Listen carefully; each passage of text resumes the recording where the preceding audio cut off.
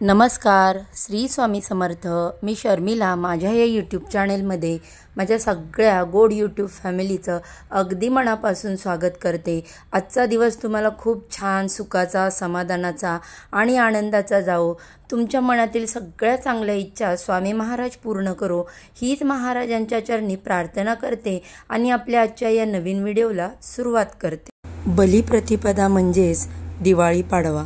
लक्ष्मीपूजनानंतर बलिप्रतिपदेचा सण साजरा केला जातो। बलिप्रतिपदेचा दिवस हा बऱ्याच कारणांसाठी साजरा केला जातो।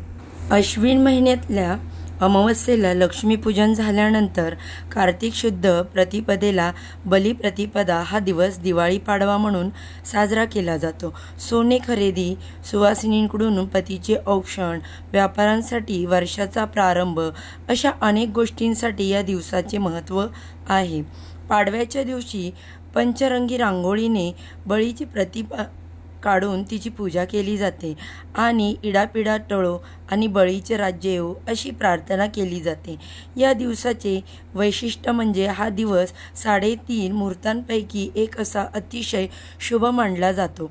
यावर्षी 22 ऑक्टोबर 2025 या दिवशी बलिप्रतिपदा साजरी केली जाणार आहे। या दिवाळी पाडव्याच्या दिवशी प्रत्येक विवाहित स्त्री मोठ्या आनंदाने उत्साहाने वाट पाहत असते, कारण या दिवशी आपल्या पतीला पाटावर बसून त्याचं औक्षण करण्याची परंपरा आहे। विवाहित नाते गोड व्हावे यासाठी या दिवशी पत्नी आपल्या पतीचं औक्षण करते।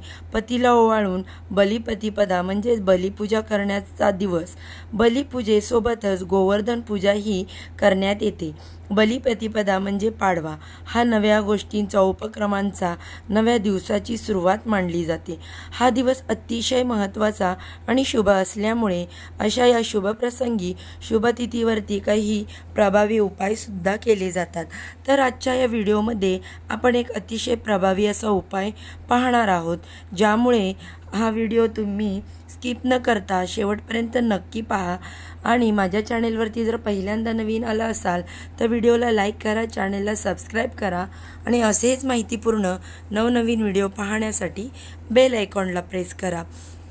तर बघा, बलिप्रतिपदे दिवशी जेव्हा आपण आपल्या पतीचं औक्षण करणार आहोत, तेव्हा पतीला ओवाळणार आहोत, तेव्हा तुम्हाला तुमच्या पतीवरून ही एक वस्तू ओवाळून टाकायची आहे। त्यामुळे पती-पत्नीमध्ये प्रेम वाढेल, पती-पत्नीच्या नात्यातील गोडवा निर्माण होईल आणि पतीच्या सर्व इच्छा, आकांक्षा ह्या पूर्ण होतील। तर बघा, हा दिवस पाडवा, दिवाळी पाडवा जो आहे तो उद्या 22 ऑक्टोबर बुधवारी साजरा केला जाईल। उद्या संपूर्ण दिवसभर हा दिवाळी पाडवा जो आहे तर तो साजरा केला जातो। परंतु पतीचं औक्षण करण्यासाठी एक शुभ मुहूर्त सुद्धा सांगितला जातो। कोणतीही गोष्ट जर आपण शुभ मुहूर्तावरती केली तर त्याचं फळ हे खूप अधिक पटीने मिळत असतं आणि ते खूप महत्त्वाचं आहे। दिवाळी पाडव्याच्या शुभ मुहूर्त सकाळी सूर्योदयापासून ते सकाळी 9:30 वाजेपर्यंत आहे। दुसरा मुहूर्त जो शुभ मुहूर्त आहे तो सकाळी 10 वाजल्यापासून 56 मिनिटांपर्यंत आहे, तर तो दुपारी 12:23 असणार आहे। तिसरा शुभ मुहूर्त जो आहे तो संध्याकाळी 4:24 पासून ते 6:09 असणार आहे। शुभ मुहूर्तावरती तुम्ही सोने, चांदी याची खरेदी करू शकता। त्याचबरोबर आपल्या पतीचं औक्षण देखील या शुभ मुहूर्तावरती करू शकता। जर यावेळेस तुम्हाला हा उपाय करणं शक्य नसेल तर दिवसभरामध्ये तुम्ही जेव्हा पतीचं औक्षण करणार आहे तेव्हा तुम्ही हा उपाय करू शकता। या दिवाळी पाडव्याच्या दिवशी अभ्यंग स्नान सुद्धा केले जाते। या दिवशी पतीला तेल उटणं लावून तुमच्या पतीला अंघोळ घालायची आहे। नंतर पतीला स्वच्छ कपडे परिधान करायला लावायचे आहेत। नवीन कपडे असेल तर नवीन कपडे परिधान करावेत। पतीचे औक्षण करताना जो दिवा आपण वापरणार आहे तर तो कणकेचा दिवा तुम्हाला बनवायचा आहे आणि दिव्याच्या बाजूला 2 कणकेचे मुटके ठेवायचे आहेत। ज्या प्रकारे आपण यमदीपदान करतो अगदी त्याच प्रकारे आपल्याला एका कणकेचा दिवा बनवायचा आहे आणि 2 मुटके बनवायचे आहेत। पण हा दिवा चौमुखी न बनवता फक्त एक जोडवातीचा हा दिवा बनवायचा आहे। या दिव्यामध्ये आपल्याला तेल घालायचं आहे, तूप घालायचं नाही, कारण तुपाचा जो दिवा असतो तर तो व्यक्तीवरून म्हणजेच पुरुषांवरून मुलांवरून ओवाळला जात नाही। त्यामुळे या दिव्यामध्ये तेल घालायचं आहे, दुहेरी कापसाची वात करून लावायची आहे आणि हा दिवा तुम्हाला प्रज्वलित करायचा आहे। या ताटामध्ये आपल्याला एक कणकेचा दिवा, गंध, अक्षदा, फुले तसेच एखादी सोन्याची वस्तू जशी की अंगठी वगैरे असं हे सोनं शरीराला लावले तर खूप महत्त्वाचं असतं आणि खूप चांगलं देखील असतं। तर सर्वात अगोदर पतीला पाटावरती बसवून पाटाच्या बाजूने छान सुंदर अशी रांगोळी काढून घ्यायची आहे आणि औक्षणाचं ताट तयार करून पतीच्या कपाळावरती तुम्हाला कुंकवाने गंध तयार करून त्याची छोटीशी नाम ओढायची आहे। त्यावरती अखंड अक्षदा ज्या असतात तर त्या तुम्हाला लावायच्या आहेत। त्यानंतर अखंड तांदूळ हे कपाळावरती लावल्यानंतर तुम्ही ते जे लावणार आहात तांदूळ ते कुठेही तुटलेले फुटलेले अर्धवट नसावे, अखंडच असावेत। फुलं, अक्षदा तुम्हाला डोक्यावरती टाकायच्या आहेत पतीच्या आणि त्यानंतर या कणकेच्या दिव्याने तुम्हाला आपल्या पतीचं औक्षण करून घ्यायचं आहे।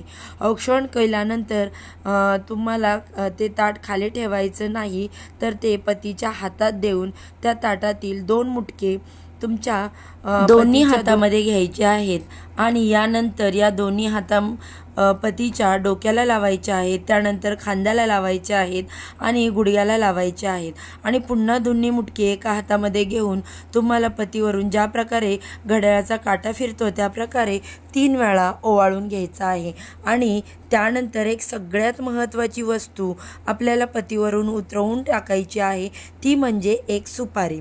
सुपारी ही अखंड आणि नवीन असावी, ती कुठलीही पूजेमध्ये वापरलेली नसावी अशी सुपारी तुम्हाला घ्यायची आहे। सुपारी घेताना ती कुठेही किडलेली किंवा फुटलेली नसावी, तर ती अखंड आणि नवीनच सुपारी असावी।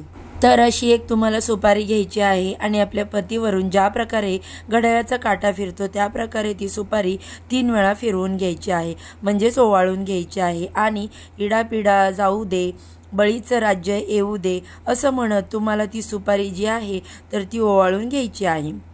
आणि त्यानंतर तुम्हाला आणखीन एक महत्त्वाचा उपाय करायचा आहे। जर तुम्हाला एका तांब्याचा कलश घ्यायचा आहे आणि एक मोठे ताट घ्यायचे आहे, तर या ताटात आपल्या पतीचे पाय घेऊन आपल्या पतीचे पाय धुवायचे आहेत। आता उपाय केल्यामुळे पती पत्नीच्या नात्यातील गोडवा अधिक निर्माण होतो, पती पत्नीचे नाते अधिक घट्ट होते आणि पती पत्नीमध्ये प्रेम निर्माण होते। तर बघा, हा उपाय स्वामींच्या केंद्रामध्ये सांगितला आहे। हा उपाय जर दिवाळी पाडव्याच्या दिवशी केला तर पती पत्नीमध्ये काही वादविवाद असेल तर ते कमी होतात। जेव्हा पत्नी आपल्या पतीवरून ही सुपारी ओवाळून टाकते आणि जेव्हा पत्नी आपल्या पतीच्या पायाचं तीर्थ घेते त्यावेळी आपल्या पतीच्या सर्व इच्छा मनोकामना ह्या पूर्ण होतात। कारण तुम्ही पाहिलं असेल, माता लक्ष्मी ही नेहमी भगवान विष्णूंचे पाय चेपत असते। हा उपाय केल्यामुळे आपल्या घरातील देखील धान्यांची भरभराट होते असे मानले जाते, घरामध्ये सुख समृद्धी ऐश्वर येते। त्याचबरोबर पती आपल्या पत्नीचे सर्व ऐकू लागतो, पती तुमच्यावरती प्रेम करू लागतो आणि यामुळे दोघांच्या नात्यामध्ये भरपूर असा गोडवा निर्माण होतो। जर तुमचे काही जुने वादविवाद असतील तर ते तुम्हाला विसरून जायचे आहेत आणि एका नव्याने सुरुवात करायची आहे। दिवाळी पाडवा हा जो सण असतो तर हा सगळे जुने रुसवे फुगवे विसरून नव्याने सुरुवात करण्यासाठी साजरा केला जातो आणि हा सण खास पती आणि पत्नीसाठी आहे, म्हणजे नवरा बायकोसाठी साजरा केला जातो। आता जेव्हा पत्नी पतीचं औक्षण करणार आहे तेव्हा पतीने आपल्या पत्नीसाठी एक छोटं गिफ्ट होईना नक्की आणावं। मग तुम्ही साडी द्या किंवा मग एखादा सोन्याचा दागिना द्या तरीही चालेल किंवा एखादी तुम्ही 10 ते 20 रुपयाची नोट जरी ताटामध्ये दिली तरी चालेल, पण ओवाळणीचं ताट हे कधीही रिकामं जाऊ देऊ नका, ते चांगलं मानलं जात नाही, ते अशुभ मानलं जातं। तसेच या दिवशी दोघांचे वादविवाद होणार नाही, दोघांचे भांडण होणार नाहीत याची विशेष काळजी घ्या।